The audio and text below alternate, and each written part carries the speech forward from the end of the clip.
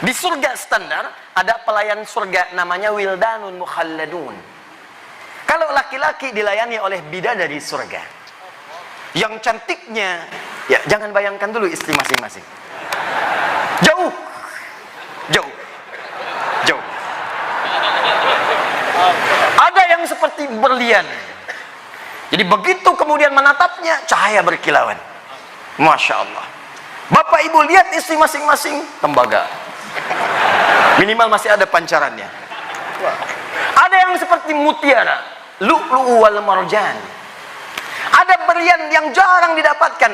Anda pakai berlian, ibu pakai berlian, bangganya luar biasa. Di surga langsung pelayannya, wajahnya seperti berlian. Masya Allah. Hurun 'ain. Hurun 'ain. Bidadari-bidadari yang memikat mata, yang saat ditatap begitu indah. Mala 'ainan ra'at wala udhunan sami'at wala khatara 'ala qalbi bashar. Kalau di dunia tidak pernah dilihat, tidak pernah terdengar kisahnya, dan sekarang pun bapak-bapak melamun tidak seperti itu. Itu bahasa Nabi. Anda lamunkan pun tidak seperti itu. Jadi kalau yang laki-laki mendapatkan pelayanan dari bidadari surga, yang perempuan siapa bu? Tidak ada bidadara. Yang ada pangeran-pangeran surga. Jadi kalau laki-lakinya dilayani oleh bidadari surga, maka yang perempuannya dilayani oleh pangeran-pangeran surga. Jangan samakan dengan ustadz yang sedang ceramah. Jauh. Jauh. Indahnya luar biasa. Bi aqwabi wa abariqa wa ka'sim min ma'in. Ketika melayani Anda, maka mutiara-mutiara. Ada gelang-gelang yang indah. Kalimatnya sangat luar biasa. Wajahnya sebelum datang cahayanya sudah tiba. Anda bayangkan. Sebelum datang cahayanya sudah tiba. Sebelum datang auranya sudah tampak. Begitu tiba pancarannya luar biasa. Itu surga yang standar. Surga yang paling standar. Tapi kata Rasulullah, kesibukan para lelaki nanti di dalam surga adalah, maklusan ceritakannya nih. Mau terus? Kesibukan para lelaki yang masuk surga, di surga adalah memecah perawan istri-istrinya. Perawan terus. Habis malam pertama dapatkan perawan istri, selesai dia perawan lagi. Gitu. Serius pak. Bagusnya ibu-ibu gak ikut dengar pengajian ini. Ini khusus bapak-bapak. Kata Rasulullah, maaf ini hadisnya sahih, tolong baca nanti dalam kitab Tamasya ke Surga oleh Syekh Ibnul Qayyim Al-Jauziyah. Judul aslinya adalah Hadil Arwah ila Biladil Afrah. Rasul berkata, maaf, zakar laki-laki ketika dia berdiri karena syahwat selama 70 tahun berdirinya. Yes. Lah kalau sekarang 1 jam sudah klepak-klepak. Yes. Salah satu nikmat yang ada dalam surga adalah pesta seks. Minta maaf, karena inilah yang kita tahan-tahan di dunia. Inilah yang kita tahan-tahan di dunia. Dan kenikmatan terbesar yang diberikan Allah Subhanahu wa ta'ala di surga adalah pesta seks. Kenapa? Karena ini yang disuruh tahan di dunia oleh laki-laki. Laki-laki disuruh menahannya, lagi musim panas gitu ya. Gitu kan, perempuan ini kuat sebenarnya. Saya tidak setuju kalau dibilang perempuan lemah. Laki-laki kalau naik pesawat itu pakai jaket. Perempuan kalau naik pesawat itu pakai tank top. Masya Allah kuatnya.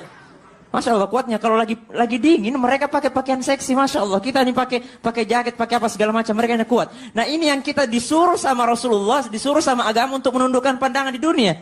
Kenapa disuruh menundukkan pandangan di dunia? Kenapa Allah siapkan seks di surga? Karena inilah yang selama di dunia kita tahan-tahan. Sungguh penghuni surga itu fi syugulin fakihun. Mereka sibuk bersama dengan istri mereka. Mereka sibuk dengan pasangan mereka. Mereka sibuk di atas dipan-dipan mereka. Lahum fiha fakihatu wa lahum mayaddahun. Mereka sibuk menikmati apa yang telah Allah sediakan kepada mereka. Sementara engkau menikmati kenikmatan Allah Subhanahu wa ta'ala yang disebutkan tadi dalam kesibukan pekerjaanmu untuk menikmati semuanya. Allah bertanya kepadamu, gimana? Mau pindah enggak? Oh enggak mungkin ya Allah, di sini udah enak banget. Mau kesibukan yang lain gak? Gak usah ya Allah, ini udah enak banget. Kata Allah, kalau mau kupindahin yang lebih enak lagi.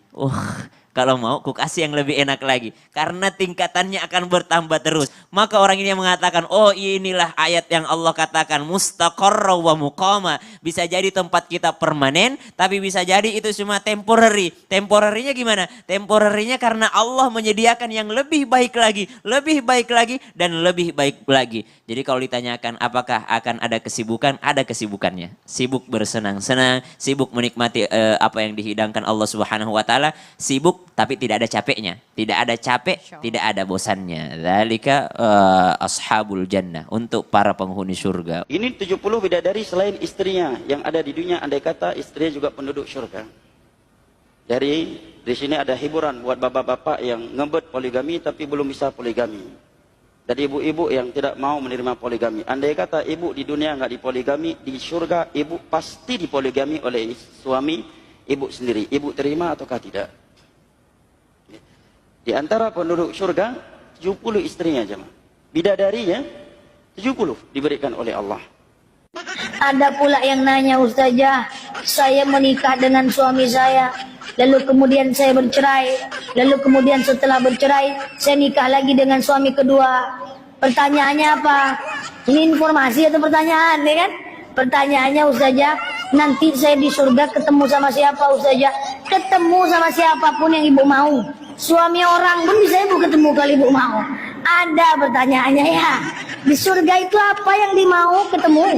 Jangankan suami ibu dua-dua, suami orang pun ketemu. Kasih tak sampai ketemu di surga. Surga. Tak ada hukum di surga, tak ada syariat. Yang halal, yang haram halal semua. Mau coba minuman keras, nanti di surga udah.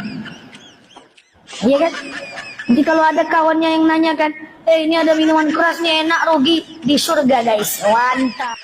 Jadi saudaraku, nikmat surga itu mala a'yunun ra'at, tidak pernah dilihat mata, wala uzunun sami'at, tidak pernah didengar telinga, wala khatara ala qalbi basar, tidak pernah terlintas di hati manusia. Bagi Bapak B.J. Habibie, nikmat yang paling nikmat bagi dia bukan bidadari, tapi bertemu dengan Ainun di pintu surga. Paham jawaban saya? Hadis tentang 72 perawan atau 72 bidadari adalah hadis yang kontroversial dan sering dipersalahpahami dalam Islam. Hal itu tidak ditemukan dalam Al-Quran. Sekali lagi, 72 bidadari atau 72 perawan, tidak pernah kata-kata itu ada di dalam Al-Quran. Silakan Anda cari sampai puluhan tahun pun tidak akan ketemu. Sampai akhir zaman tidak akan ketemu. Tetapi hal itu hanya dikaitkan dari beberapa koleksi hadis saja ya. Hadis tersebut menyatakan bahwa seorang yang mati syahid di jalan Islam akan dibalas dengan 72 istri atau 72 bidadari di surga. Namun sifat yang tepat dari hadiah ini masih diperdebatkan di kalangan ulama Islam dan tidak ada konsensus tentang tepatnya apa sih maksudnya gitu.